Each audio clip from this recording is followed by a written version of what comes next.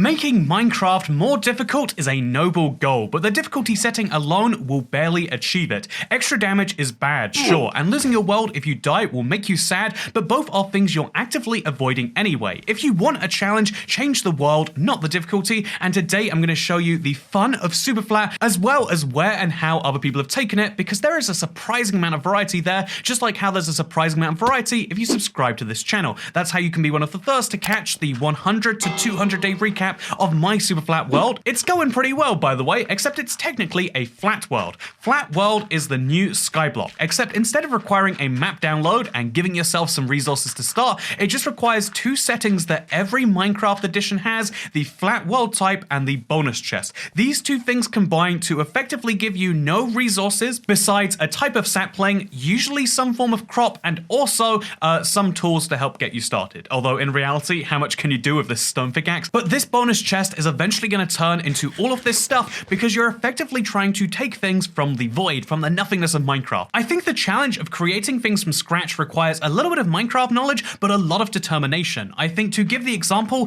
here is how you find iron in a normal world. You go into a cave. If you're on hardcore, looks exactly the same. On a super flat world, you need to kill zombies for that 1 in 120 drop chance. To get gold in a normal world, you just use that iron you've mined, you make a pickaxe, and now you mine the gold. On hardcore, looks exactly the same. You're at more danger, sure, but it's not really that much harder. But on Superflat, you have to get lightning to strike a pig, and then you have to kill enough of those pigs for gold ingots to drop. Every single resource is a little bit harder to get, and my favorite example of this would be if you would like to get another type of sapling besides the one that spawns in your bonus chest, you need to get the wandering trader to spawn in, and then you've got to hope that he trades the right type of sapling, except then you need emeralds, and you can see how it becomes like a fun process of getting things to get other things. The tech tree is entirely messed up in Superflat in a way that is so fun to play around with, and in the regular world, the way you get most things is you adventure and you explore, but maybe you've done adventuring, exploring enough, and you prefer this challenge. So two things I also feel like we should address right here, because I keep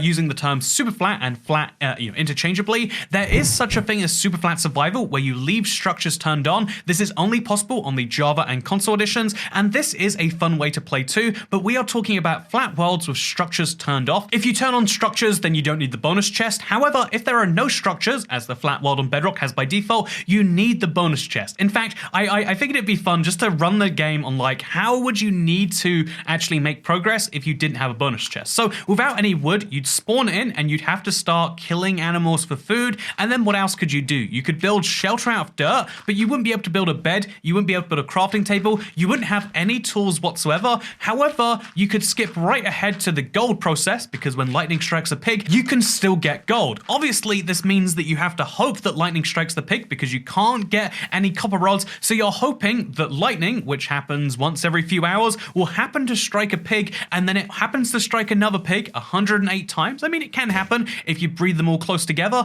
Then you kill enough zombie piglins with your fist to get enough gold to craft a golden apple. Then you could, of course, heal a villager in the exact same way as normal, but here's the rub. You wouldn't be able to give him any of the farming blocks he requires, any of the job site blocks that he's going to need to actually trade, so you have to hope that he coincidentally spawns in as a farmer, one of the 12 professions, and then you need to hope that his first trade is carrots or potatoes. Then you have to kill enough zombies, we're talking about thousands of zombies, to trade enough carrots with him that you can get a single emerald. Then you could use that emerald to get a sapling from the wandering trader, except you might have noticed the one crucial flaw: even in all of that insanity, you'd still need an apple to begin with, so this entire challenge isn't possible without the bonus chest. Minecraft is not playable without at least a single sapling, and so you need to give yourself a sapling, and the easiest using add-ons or cheating or going into creative way, the easiest way to do that is just to turn on the bonus chest. So now that we've explored why flat worlds are fun, we've explored the challenges in them, and we've proven that you do in fact need a bonus chest for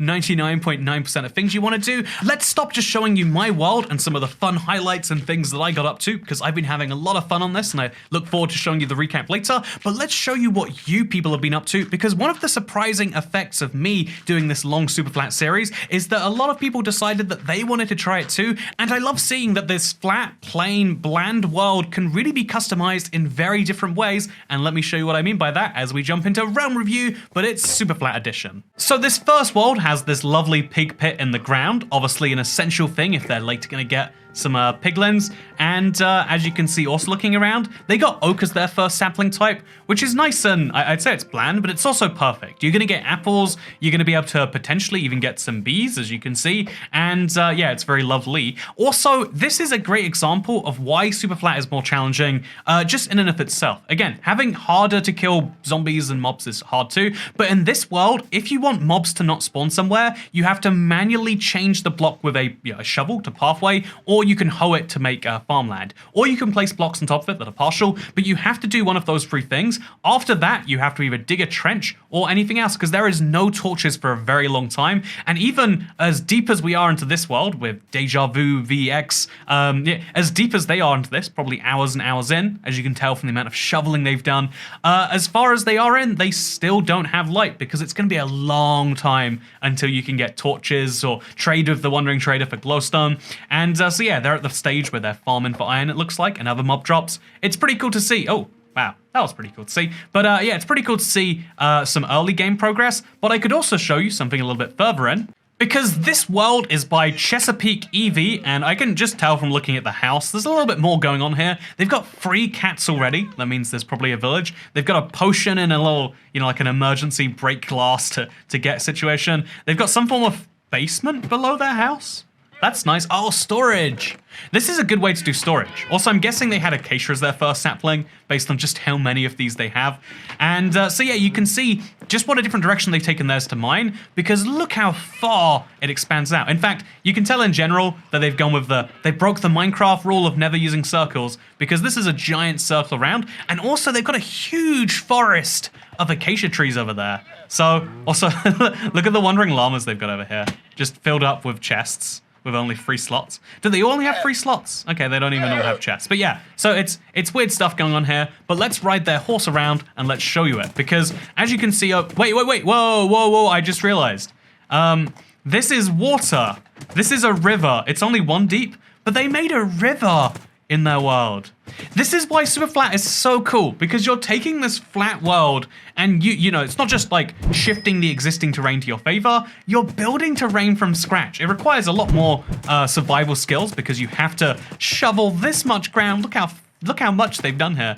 But also, if you want to build terrain, you're building that terrain from scratch, which is a harder thing to do, obviously. They've made their river 3 deep in all places, and they've even started to put some fish in there. I think, obviously, you'd want to have, like, a curve going in the center, maybe some sand down there. But either way, it looks so cool. This is inspiring. I'd love to make a little village. They've got a river. They've got bridges going over it. They've even got their own village over here, made from, again, they're starter houses. It's nice. Very fun stuff, in my opinion. Anyway, so they've also got the mob grinder. They've also got whatever this house is over here, made from birch. And then, if I'm not mistaken, over there I saw, yeah, as you can see, they've also got a mob grinder that uses water. They are building onwards and upwards of their farms. And it's amazing to see the progress here. That you can take this in so many directions. If you want to take it in a creative build the terrain way, you can build forests and rivers and mountains and whatever this is going to be. It's astounding, I do have to say. Good job for these realms, but what if there's more?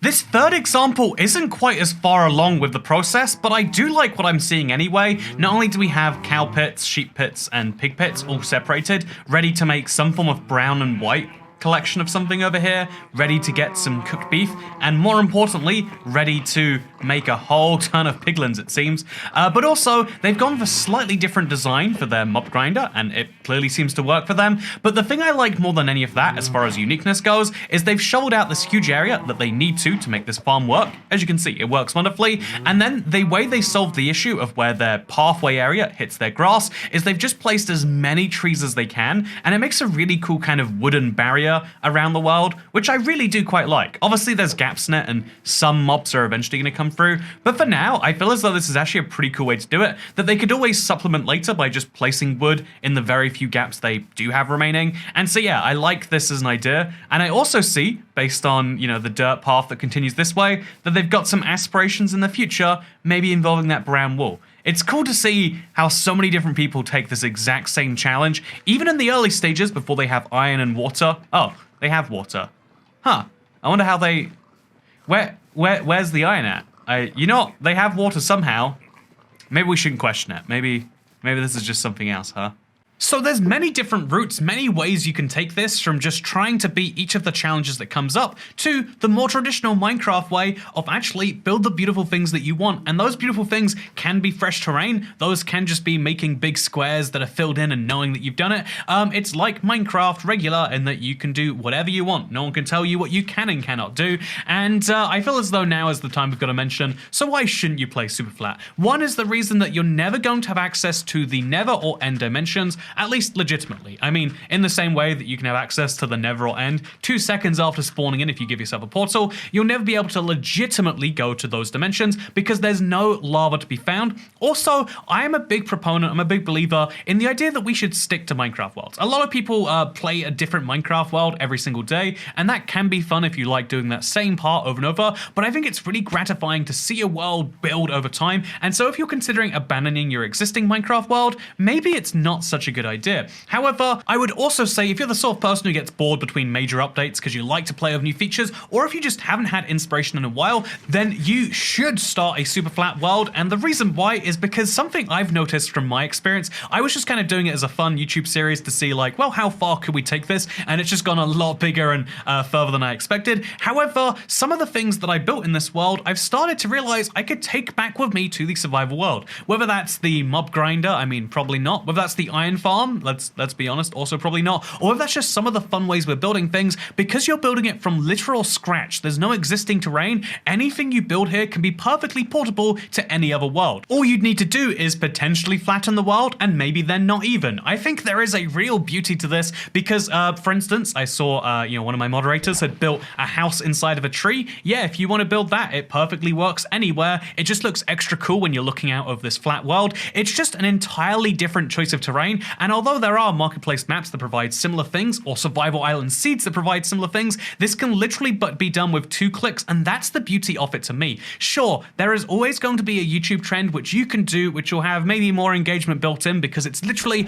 a mod, a map, and everything else that you can choose to download if you go through the steps. But when you're playing Minecraft, you want something that's simple, and that's why I've always enjoyed Superflat world types and the weirdest things we did back in the console days using this. However, until we get Superflat with all of its many customization options, I love that we managed to turn even the flat world into a surprisingly approachable and attainable challenge. It has a lot of grinding in it, but Minecraft, arguably could be improved by that. And I think if there's anything we can take from the success of people doing this challenge and all of the people that have decided to attempt it, and the fun that I've had and many of you have had watching or playing yourself, is the fact that Minecraft does need more world options. Right now, if you play Java, you have a few different settings, and if you play console, you have biome size, but I think having more settings to change your world when you start it up could significantly improve the fun people have with the game. Because even though it's different when you spawn on a survival island, when you spawn in a desert, when you spawn on top of a giant mountain, they're all ultimately going to be Minecraft where you can find the right place.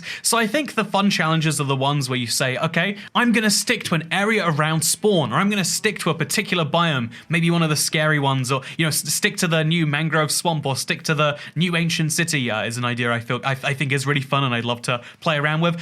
Or you could just make it something as simple as the spawn chunk, or you can make it as simple as making a flat world. I think this is one of the most fun options Minecraft has made in some time, and I hope that this video and all of the accompanying footage and everything else has convinced you that you should start a Superflat world. And if you do, I'd love to see it. Feel free to post images of your world on either the IBX Toycat subreddit or tweet them at me at IBX Toycat. It's been a lot of fun to share in the joy of this collective thing that we've built, and it's really fun. We have a community of people that can share and participate in this joy. I think it's great that there's a lot of people who are like-minded to me who want to have a lot of fun within Minecraft, but altering and playing around the game is not necessarily their idea of that. I mean, sure, marketplace maps are fun, or Scorched even is a way to do that, but I think it's much more fun to alter the settings that Minecraft gives you, and it'd be more fun if they had more settings, but for now, we have the Superflat world, which you should totally try out, and if you want to see my experiences with that, I'm streaming it, but also, I'm currently working on the 200+ day recap,